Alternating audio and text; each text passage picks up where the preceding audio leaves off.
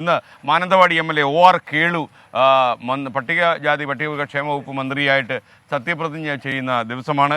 അപ്പോൾ നമുക്ക് അതിൻ്റെ കാര്യങ്ങളൊക്കെ ഒന്ന് അറിയണം. കാരണം അതൊരു വയനാട്ടിൽ നിന്ന് ആദ്യമായിട്ട് ഒരു മന്ത്രി ഉണ്ടാകുന്നു മാത്രമല്ല അദ്ദേഹം ആദ്യമായിട്ട് മന്ത്രിയാവുകയാണ്. അപ്പോൾ കുറേ വിശേഷങ്ങളുണ്ട് ആ കാര്യം. VA ഗിരീഷ് തിരുവനന്തപുരത്ത് നിന്ന് തത്സമയം ചെയ്യുന്നു. Girish, good morning. തിരൂരിലേക്ക് സ്വാഗതം. തകർക്കം നമ്മളിവിടെ. Good morning SKN. തീർച്ചയായിട്ടും തിരൂര് നമ്മൾ തകർക്കും. അതോടൊപ്പം SKN നേരത്തെ ചൂണ്ടിക്കാണിച്ച വാർത്ത കെ രാധാകൃഷ്ണൻ ലോക്സഭയിലേക്ക് തിരഞ്ഞെടുക്കപ്പെട്ടതിന് പകരമായിട്ടാണ് OR കേളു പിണറായി മന്ത്രിസഭയിലേക്ക് എത്തുന്നത് എന്നൊരു പ്രത്യേകത കൂടിയുണ്ട്.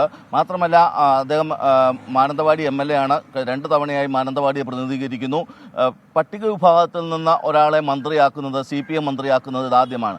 മറ്റൊരു പ്രത്യേകത PK ജയലക്ഷ്മിക്ക് ശേഷം ആദിവാസി വിഭാഗത്തിൽ നിന്ന് ഒരാൾ മന്ത്രിസഭയിലേക്ക് എത്തുന്നതും ഇതാദ്യമായിട്ടാണ്. ഏതായാലും വൈകുന്നേരം 4 മണിക്കാണ് രാജ്ഭവനിലാണ് സത്യപ്രതിജ്ഞാ ചടങ്ങുകൾ നടക്കുന്നത്. ഇതിനുള്ള ഒരുക്കങ്ങളെല്ലാം തന്നെ രാജ്ഭവനിൽ പൂർത്തിയായി കഴിഞ്ഞു. ഗവർണർ ആരിഫ് മുഹമ്മദ് ഖാൻ OR കേളുവിന് സത്യവാചകം ചൊല്ലിക്കൊടുക്കും. മുഖ്യമന്ത്രി, മന്ത്രിമാർ, MLA മാർ, വിവിധ കക്ഷി നേതാക്കൾ തുടങ്ങിയവരെല്ലാം തന്നെ ഇതിൽ പങ്കെടുക്കുന്നുണ്ട്. എന്നാൽ പ്രതിപക്ഷം ഇക്കാര്യത്തിൽ പങ്കെടുക്കുമോ എന്നത് സംബന്ധിച്ച് അവരുടെ നിലപാട് വ്യക്തമാക്കിയിട്ടില്ല.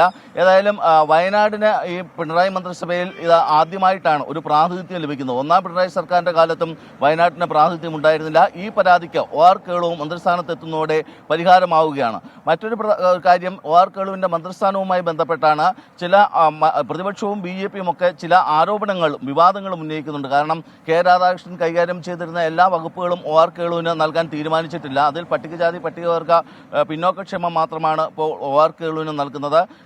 കെ രാധാകൃഷ്ണൻ കൈവശം വെച്ചിരുന്ന അല്ലെങ്കിൽ അദ്ദേഹം ചുമതല വഹിച്ചിരുന്ന ദേവസ്വം VN വാസവനും അതോടൊപ്പം തന്നെ പാർലമെന്ററി കാര്യം MP രാജേഷിനും നൽകാനാണ് പാർട്ടി ഇപ്പോൾ തീരുമാനിച്ചിരിക്കുന്നത്. ഇതിന് കാരണമായി പറയുന്നത് മന്ത്രിസഭയിലേക്ക് എത്തുന്ന OR കേളു മന്ത്രി എന്ന നിലയിൽ പുതിയതായി ചുമതലയേൽക്കുന്ന ഒരാളാണ്. സ്വാഭാവികമായും ഭരണപരിചയം ഉണ്ടാകണമെന്നില്ല.